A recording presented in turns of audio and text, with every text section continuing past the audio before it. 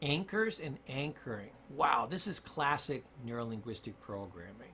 Anchors and anchoring. An anchor is a simple thing where one thing becomes associated with another.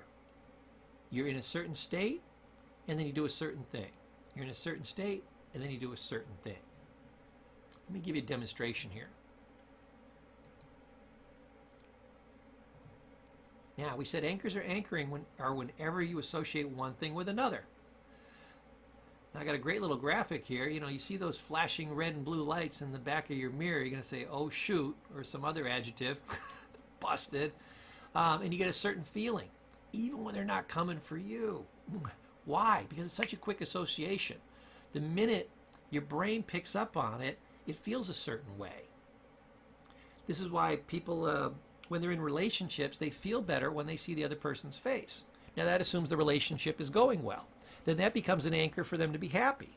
When they're in a bad relationship, they can start feeling bad before that person has even opened their mouth because they associate what with that person? Pain and negative emotions. So anything that you link negative emotions to, you're going to feel a negative emotion. Anything you have positive emotions towards, you're going to feel positive emotions. Now, anchoring can be linked up. So what we do is, when we're meditating, see how he's kind of holding like a praying stance, and she's doing the index finger to the thumb? What these are, they're anchors or triggers.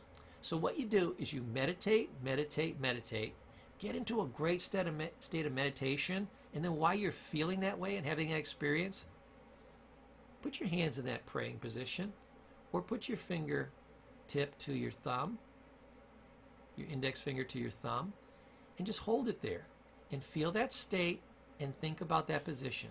Feel that state and think about that position.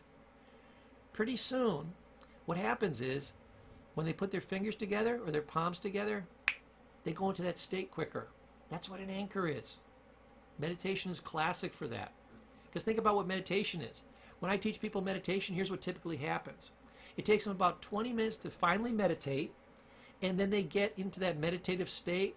After about 20 minutes, it happens for about 30 seconds, and they lose it. But if they use these anchors and anchor it in during that 30 seconds, the next time they do it, they can probably get into that state in like 10 minutes. And it'll last about 10 minutes. And that anchor gets stronger because it's sitting there for 10 minutes. It gets very powerful. The next time they do it, they can probably get into that state in 4 or 5 minutes. And then hold it for a long period of time with that anchor in place. Those palm positions, those hand positions, those sitting positions. You can do multiple anchors. I used to do a thing where I would just touch my fingertips together. Okay, one hand versus the other. Just looked like I was waiting for the meeting to start. But actually what it was doing, it was anchoring serenity and confidence in me. I would just think about being confident, things going well in a meeting or in any situation, just feeling very serene, very confident, like I could totally kick butt. And then I would, when I got into that state and it was deep and it was rich and I really had it focused in my mind, I would just touch my fingertips together. Boom.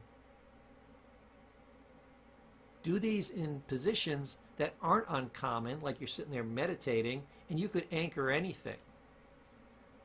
You know? You can just put your hand on your knee and feel totally self-confident, you know? Or rub your chin for a second and feel totally self-confident. Doesn't matter what you pick. Do something that can become an anchor that nobody will know you're doing it but you, and get it linked up with that state. So step 1, get into a positive emotional state. Step 2, link it. Then lather, rinse, and repeat. Get into a positive emotional state. Do your trigger, do your anchor. Hold it, hold it, hold it, release. Then notice, do your anchor and try to go towards that positive state, whatever state you're anchoring, and notice how much quicker you get into it. Pretty soon it'll be almost instantaneous. You'll feel it like welling up within you. Fantastic. You got to do the anchoring. It's an amazing technique.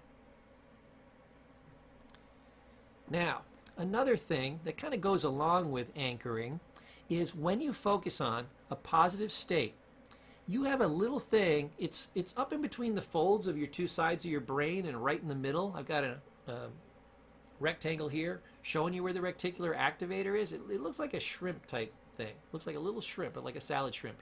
Right up in there. And you know what this part does, the reticular activator?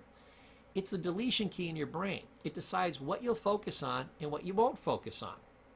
So as you focus on things that are out there, you get more of whatever you focus on. So you always want to focus on the positive things, and you want to focus on solutions. Because the reticular activator, if you hold your focus on it, or if you do your anchor, your trigger to get you in a state, it will search the environment and draw in everything that gives you that state. Self-confidence, or happiness, or joy, or serenity, and will look around the environment and focus on everything that has that and draw it into your mind. Everything that doesn't match, it will try to delete it. And this helps you maintain your state. Now, a lot of people also use this. I'll give you a bonus tip here. They use it to find solutions. If you focus on a goal or you focus on a solution that you want to have happen, as you go through the day, your brain will scan the environment to find things that would be a possible solution for you. Say you're focused on, hey, I want to open up a new business. I want to open up a new business, okay? And all of a sudden, your reticular activator, that's your goal-seeking mechanism, it will say, okay, I got my instructions. I'm going to look for everything that might be important if you're looking for a business. And all of a sudden, when you're driving around town, you'll see ads for, oh, here's a business loan, and here's a way to advertise your business. Or you'll be searching through the internet, and they'll say, oh, 50 free ways you can make money on Facebook, you know, or get your message out there. Everything will be almost bombarding you on how to be successful in a business. Now, was this stuff always there? Yes, but because it wasn't a focus, your reticular activator deleted it, and now it's sucking it in. This is amazingly powerful and can make a huge difference in your life. Make sure you're using this tool. Don't miss out. Now, just a little bit more on this focus management we kind of alluded to. Remember, you get more of whatever you focus on.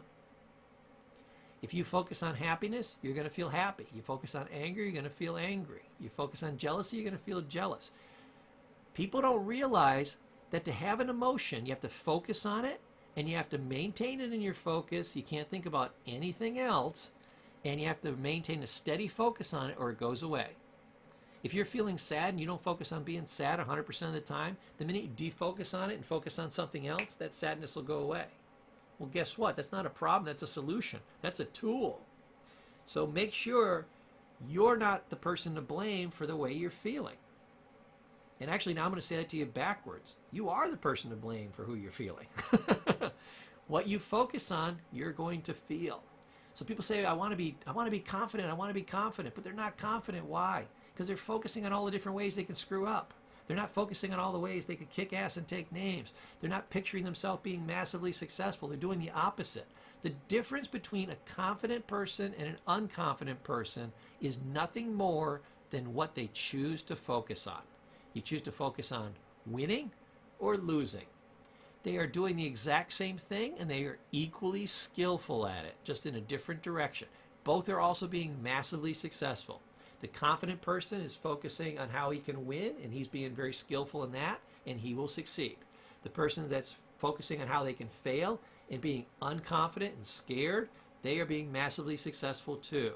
It's not this confident person has a special skill that I don't have, so I'm unconfident. They are using the exact same skill you've been using your entire life and are awesome at in the exact opposite direction. So you already have the tools to be this thing. If you're angry all the time, you can use those exact same skills. Notice how you get yourself so angry. Notice what your system is. Notice what you focus on. Use that exact same system for being happy. Make that your goal instead of anger, and it'll turn around in a heartbeat. I guarantee it.